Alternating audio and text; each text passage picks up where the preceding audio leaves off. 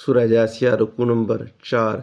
ऐं आसमाननि ऐं ज़मीन जी बादशाही अल्लाह जी आहे ऐं जंहिं ॾींहुं क़यामत थींदी तंहिं ॾींहुं कूड़ा छियो पाईंदा।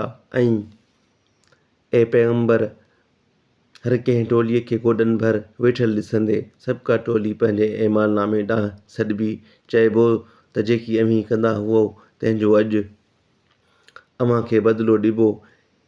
हीअ असांजो दफ़्तरु आहे जो अव्हां ते पूरी हक़ीक़त पधिरी करे थो। बेशक जेकी अमीं कंदा हुओ सो असीं लिखंदा हुआसीं।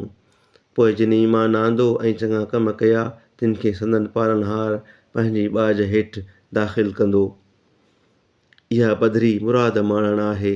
ऐं जिन कुफ़ुर कयो तिन खे चइबो त अव्हां वटि मुंहिंजूं आयतूं न पढ़बियूं हुयूं छा?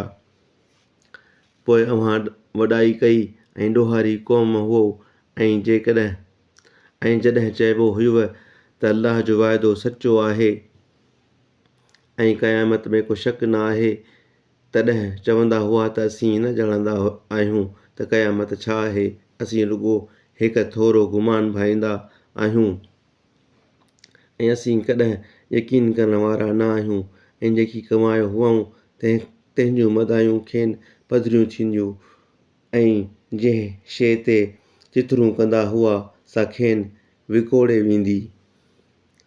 ऐं चइबो त अॼु अव्हां खे ईअं विसारींदासूं जीअं अव्हां पंहिंजे हिन ॾींहं जे अची पहुचण खे विसारियो हो।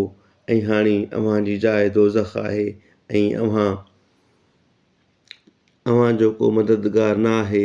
इहो अज़ाब अव्हां खे हिन करे आहे जो अव्हां अल्लाह जे आयतुनि खे ठठोलियूं करे वरितो हो ऐं दुनियावी हयातीअ अव्हां खे ठॻियो हो। तंहिं करे अॼु मंझांइसि न कढिबुनि ऐं न की उज़ुर तलब कबुनि। पोइ सभु साराह ख़ासि अल्लाह खे जुगाए जो आसमाननि जो पालनहार ऐं ज़मीन जो पालनहार ऐं जहाननि जो पालनहार आहे। ऐं आसमाननि ऐं ज़मीन में संदसि वॾाई आहे ऐं उहो ग़ालिब हिकमत वारो आहे।